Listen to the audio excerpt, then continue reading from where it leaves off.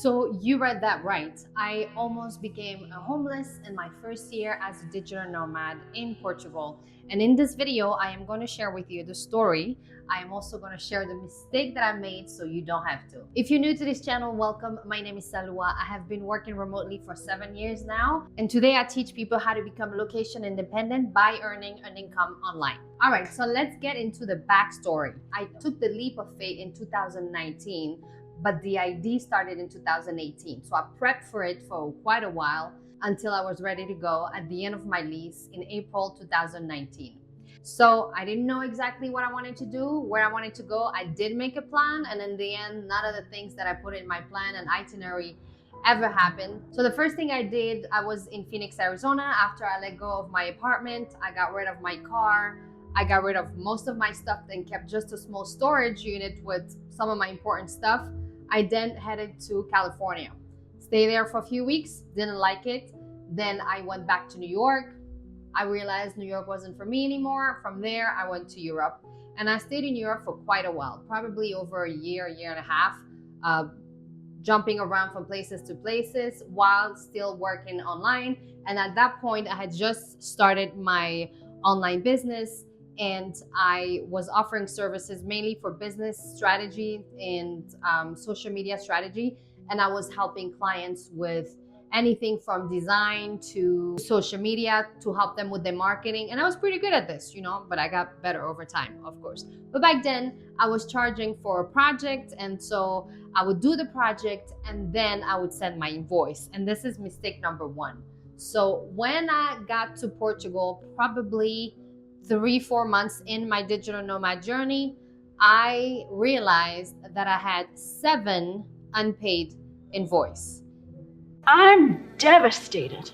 And that was brutal. Different clients, different project, different price point, but those 7 unpaid invoice were equate to a couple $1,000s that I really desperately needed, because that was the only income that I get. I didn't have any credit card. I didn't have parents with money, but I had a very resilient mindset. Until this day, I'm still very much like that. So at that time, I didn't know about trusted house sitters. So I had rented a shared apartment with other roommates in Lisbon, and my rent at that time was $400.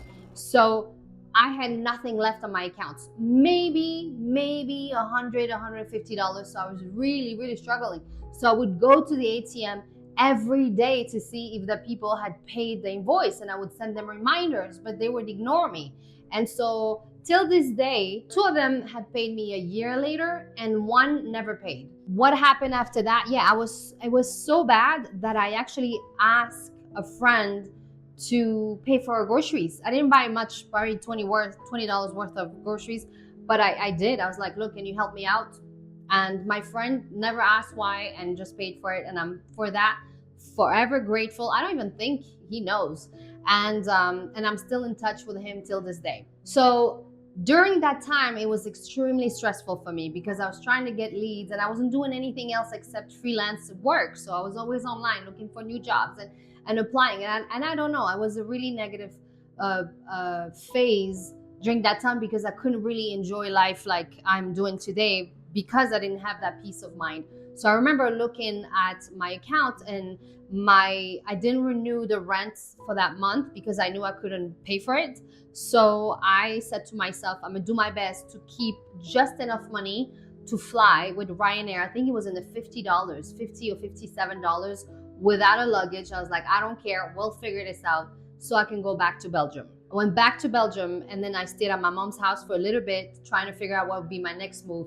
But by that time, COVID hit, I think, and then I started losing more clients. It was just a mess. But because I had a resilient mindset, if you don't know my story, I moved to the US at the age of 20 with $0, and I figured it out. So I knew that about myself, and I've almost been a homeless many times when I was in New York. I remember one time selling whatever jewelry I could find in the house, any job, anything, I would find it in order to be able to pay my bills. And I think that's also was the catalyst of this stressful life that made me start going abroad, because I didn't want to always work, always be stressed out. And at the end, I would never have enough money, Even when I made good money, I never had money. So go figure. So I went back to Belgium, stayed at my mom, COVID hit. And then after that, I said to myself, No, no, no, no, no. Every time there are challenges, there are also opportunities. Let me find the opportunities. so at that point, I remember starting doing Facebook Lives and teach people about making money online. So that was, I was teaching class like how to do print on demand, how to do Shopify, how to do e-commerce, how to organize your time. I knew all of this. I just had those clients that didn't pay me, and it was partially my fault because I also didn't have a good strategy. It is one thing to do this when you have a home base and you grew up there and you know how it works, and when you're constantly on the go. So that allowed me to launch my first membership. And because people were struggling, everybody was frantic with the situation, I said to people, pay as you go. You can come to the class, pay as you go. And some people will pay me $5, some people will pay me $100. So this is when I was like, okay, there's an opportunity here. And I remember after that, my first month, I made about $700. And I was like, okay, I'm going to keep doing this. And I'm going to leverage my audience from before, the one that I had when I started doing the events in Arizona. And I'm going to walk my way up that way. And I also, at that time, found Trusted House Sitter. And I went on my first house sit in the UK that year, or 2020. It was 2020, I think. And that allowed me to now not pay rent and start generating income online. So if you plan to become a digital nomad, first thing I want to tell you, it is really not easy, and it is not what the media or the social media portrayed. It is very difficult. On top of the inconsistent income, if you don't have one already, you're going to be challenged by so many other things, including time zones, the lack of balance, always planning your next accommodation. I don't know how to do this. Not being able to build deep connection with people, unexpected expenses for things that you don't you don't know what can happen. And in my case, I'm gonna throw this one quick story in there as well. In Brussels, I got my phone, ID, all credit cards stolen in my bag. I didn't even notice. And on top of that, this is the only place in the world when I put my guard down. Why? Because I grew up there. And this is where I got my stuff stolen.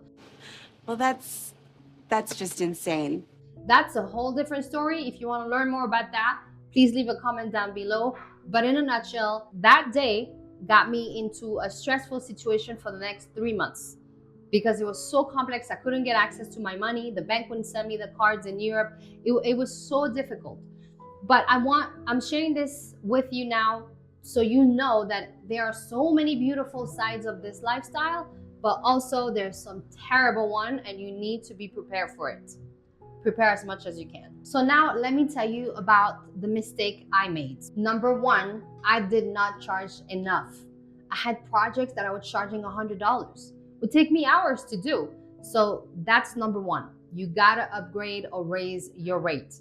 That's mistake number one. Mistake number two, and this one is the one that I changed right away, is that now I charge upfront. So you want me to do your website? This is how much it costs. Here's the agreement. Here's the deliverable, the contract, and then the invoice. Once the invoice is paid, I start the work.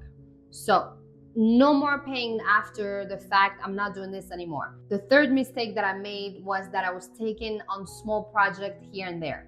I don't do this anymore. I take people on long-term contracts, especially when it comes to business strategy or business marketing or social media, even social media management. I'm not gonna manage your social media for a month. If you're not entering in a long-term contract with me of minimum 6 months, I'm not interested. I needed that consistency. And trust me, it hurt. It was hurtful not to know how much money I would be making next month. But then again, I've done this for years. I was so used to this because in the US, that's how my life was. I never knew how much money would come in, except for that window when I worked at Google for a year and a half. So I kind of was used to that struggle too. So that's why I'm like, I knew that I was not gonna be homeless. I would find a way. And I really honestly didn't have money. My family don't have money, so I couldn't call my mom.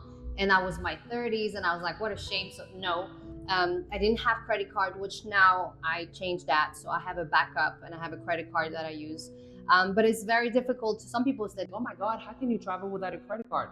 well, ladies and gentlemen, when you grew up in Europe, we don't use credit cards like the Americans do. We only buy what we can afford. And if we don't have the money, we don't buy it. So that's that. And so what we do have is emergency saving, which I did have, but I had so many things happening to me that was unexpected.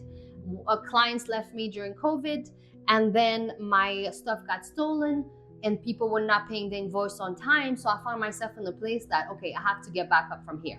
One of the mistake, or I would say something that I would do different if I had to start over, is to have a steady remote part-time job, or a full-time online job. They existed back then, you know. I remember I met this girl in Morocco when we were staying at a co-living space, and her job was to read books. And I was like, for real? She's like, yeah, this company paid me to read books all day, and then I have to send them a summary and I get paid. And I was like, this is genius. I mean, that was not my line of work. I love to read, but not like that full time. But there are so many ways you can make money online. And make sure you subscribe to this channel, because I'm going to diving more into this. And also today it's much better than it was 6-7 years ago when I first started. There was not AI. The creator economy had maybe just started, so it was not something like I couldn't use social media to make money. It was very different back then. The next thing I would do is to have more than one client. Now, I told you I had 7 different invoices from different projects, but this was all inconsistent. I would meet somebody at one place and he would ask me to help him with the strategy of a crowdfunding campaign, and then I had this person who asked me to review the landing page for them. So I had different projects from different things that were coming in and out, but I never really had a steady client. So I would, if I had to start over, I would have probably 2 or 3 long-term, steady, part-time or projects client that I knew, okay, next month this and this clients are gonna pay me this much, so I can plan this and this. I was on my way to Bali when I lost one of my big clients. When I said big clients, she was a client where I was doing Facebook ads, and right before I left for Bali, she got sick and she lost everything. I mean, she got hospitalized, and it was very difficult for her. And I understood, but then I got in a place where I was like, what am I gonna do now? So I had to be on a hunt for a different client. The next thing I would do is to be consistent with building your audience. So if you watch my previous videos, I told you my first way of generating leads was live events. And I managed to get an email list and I used it, but I didn't use it as consistently as I should, and I didn't keep in touch the best way I should, so I could keep having more clients. So I was a bit disorganized. And I think it's partially because when you're constantly on the go, on the move, with the time zones and the planning and the stress that comes with it, I didn't have that stability, and that was my fault. So if I would start over today, I would have really take advantage of what I have built so that I could have different stream of income. All right, everybody, I'm back. Okay, so we had a little technical problems. One problem. I had recorded the rest of the video and my mic stopped working, so everything was muted. So let's take it back where I left it off. So if I could do one thing differently, I think I would have more money saved, and I probably would have 1 or 2 credit cards that I would use as an emergency fund in case something unexpected would happen. Although I had savings, not enough apparently, but also most of the things that happened to me was unexpected. Who would have planned a world pandemic? That was impossible. So between that and having my phone, wallet, credit card ID stolen, losing clients, I mean, all the problem came at once in the first year. But at the same time, if I didn't have those issues, I wouldn't learn and I wouldn't plan better, because I told you all the mistakes that I made, I learned from them. And today I changed my whole setup. Everything is very much different today. And I also help you build confidence, because now I'm able to say no to clients who don't want to pay me my worth, or to a project that I know I'm not going to be aligned with. As of before, I was taking any gigs because all I needed was money. So if I can leave you with one thing, is that do not give up. It's going to be challenging. Learn from your mistakes. And I got to be honest, I'm really glad I didn't give up. I could have gone back to the US and get a regular job. I could have gone back to Belgium and then get the unemployment, so maybe get another low, I don't know, jobs, or go back to school. I don't know. I'm really glad I didn't give up, because today I make a full income online, and I have the freedom that I always wanted. So what does that look like? My money goes further, so I can get a better lifestyle here in Mexico, because this is where I decided to base myself after 5 years of full-time travel. And also I have the freedom to, if I want to go take a nap right now, I can. If I want to go play golf, I can. If I want to take a trip to another town or another country, I can. But I'm also very disciplined with my work, and you should too if you want to have your own online business. So on that note, if you wish as well to make a remote income and have the freedom, build a life of freedom, I have created a free guide, the Remote Income Roadmap, and I'm going to leave the link down below. It's full of juicy resources. You can find pretty much a lot of information about how to get started in working remotely. So I'm going to leave the link down below. Once again, thank you so much for watching. Do not forget to like, share, and subscribe, and I'll see you next time on my next video. Bye bye from Mexico. Bye.